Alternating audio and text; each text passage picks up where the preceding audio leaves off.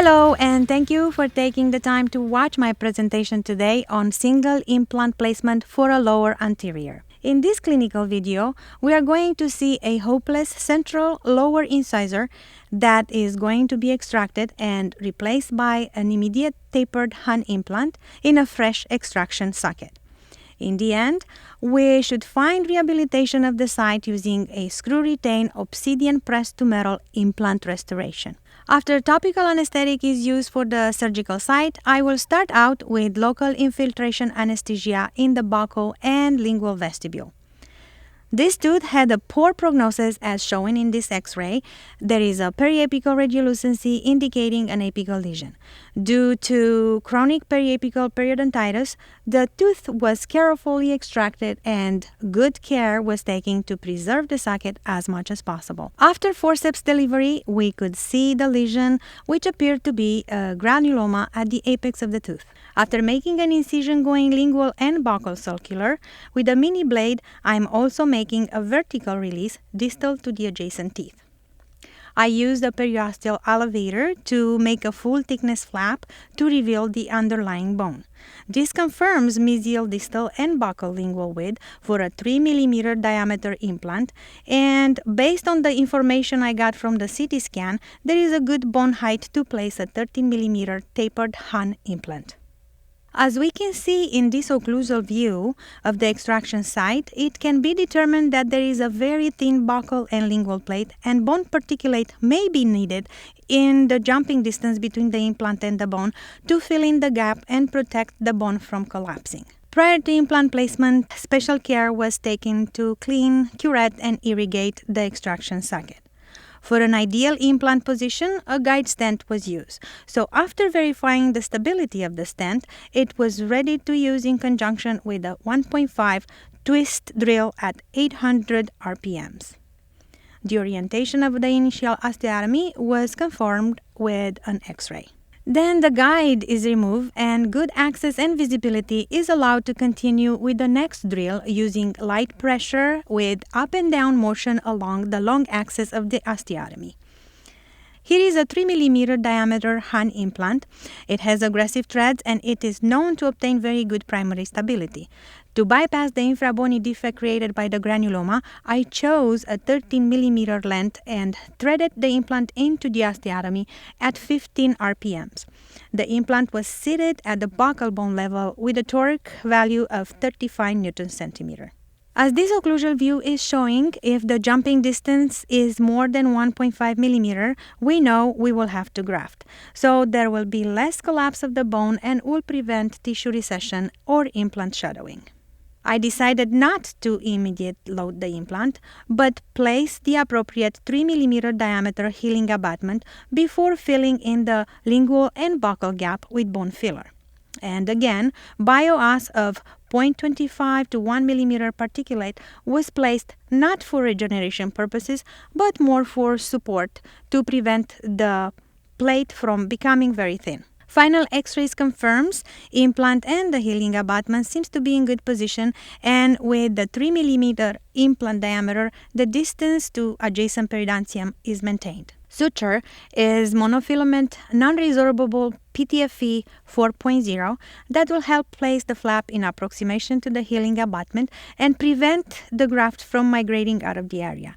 Single interrupted suture should adapt the tissue nicely with least amount of tension. The post-operative instructions for this patient were antibiotics for 1 week, analgesic for 2 to 3 days using ibuprofen, and 0.12% chlorhexidine rinse starting the day after the procedure. This is how it healed 14 days later at the suture removal appointment. Note how the patient had a hard time keeping the area plaque-free. At the final impression appointment, the healing abutment was removed and a closed tray impression coping was hand tightened into place. Then a full arch closed tray impression was taken. To demonstrate 2 different restorations options, for the final restoration, I asked the lab to provide me with 2 different types of crowns. One screw-retained obsidian press-to-metal implant crown and the other a screw-retained hybrid zirconia abutment for the retention of a cemented all-obsidian crown. In situations when the access hole could exit buccally and compromise the aesthetic of the case, a cemented crown would be a better choice. But we know cemented restoration can potentially present a problem due to residual cement that can be forced beyond the margin of the abutment. To reduce residual excess and control the amount of cement used for a cemented retained restoration, there is a clinical solution that I am going to simulate using PTFE Teflon tape that has a thickness of 50 microns. Here is my assistant opening a sterilized bag with pre-cut PTFE. One way to avoid excess cement going below the margin is to use the Teflon tape as a protective barrier to isolate the tissue below the margin from the excess cement. Here, after making a punch into the tape to place the hybrid zirconia abutment through, we can see the PTFE in position following the abutment architecture. Note it is above the implant engaging side and below the abutment margin. To simulate the cementation of an obsidian crown, I will take the hybrid abutment with the tape and screw it into place, and good care will be taken to spread the tape over the tissue apical to the margin. The crown is then overfilled with drying cement and the excess is cleaned with a microbrush. The tape will protect the peri-implant tissue from the excess cement. Another way to avoid excess cement is to use the tape inside the crown to provide a spacer. This will give an appropriate thickness of a cement on the intaglio surface of the restoration and will minimize the cement extrusion beyond the margin. For that, first I use Vaseline inside the obsidian crown to stabilize the tape, and with the dry microbrush, I ensure uniform adaptation against the internal aspect of the crown. Then, I will make a custom abutment from bite registration material. To make the custom abutment, I will fill in the fast setting impression material and use a paper clip for ease of removal.